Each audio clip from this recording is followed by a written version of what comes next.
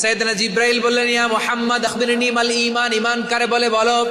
আল্লাহর নবী বললেন, আন তুমিনা বিল্লাহ, আল্লাহর উপর ঈমান আনবা। কার উপর? আরো জোরে বলেন, কার উপর? আল্লাহ নামটা আপনাদের ভাল লাগে? আল্লাহর জিকির যে করছেন কেমন লাগে? সবাই মিলে গলা ছেড়ে আল্লাহরে ডাক দেন তো, বলেন আল্লাহ। আরো জোরে আল্লাহ। প্রাণ খুলে একসাথে ইয়া আল্লাহ। আল্লাহ নাম যতই জপি ততই মধুর লাগে, নামে এত মধু থাকে কে জানি তো আগে।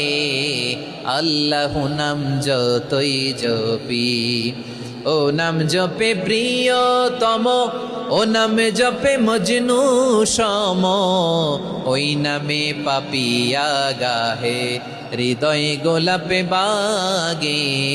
আল্লাহ নাম যতই জপি। সুবহানাল্লাহ বলেন।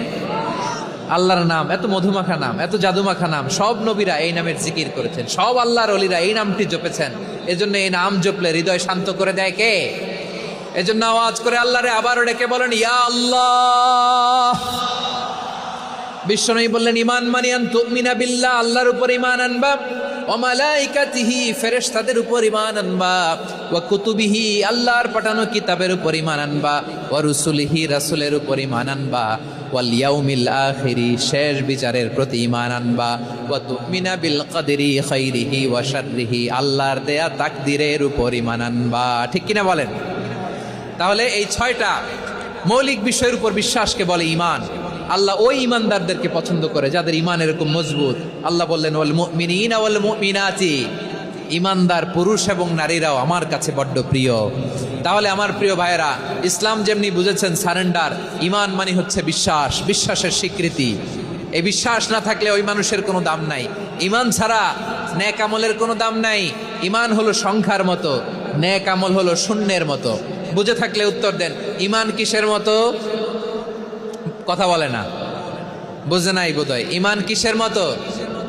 সংখ্যা। আর নেক আমল শূন্য। আচ্ছা, আপনি ঈমান আনেন না, ঈমান ছাড়া খালি নেক আমল, তাহাজ্জুদ, নামাজ, রোজা, জিকির, আজকার, এক এক ইবাদতের কারণে খালি শূন্য পাইতেছেন। শূন্য পেতে পেতে পেতে পেতে হাজারটা শূন্য। এটার কোনো দাম আছে? কথা কয় না, দাম আছে। কিন্তু আপনি ঈমান আনার পর একটা সংখ্যা পেয়ে গেলেন, এক। এবার নেক আমল করলেই একের পাশে শূন্য বসে গেলে কত হয়? 10। এবার আবার দান করলেন, আরেকটা শূন্য পাইছেন, কত হইছে? এবার আল্লাহর কোরআনের তেলাওয়াত করলেন, আরেক শূন্য।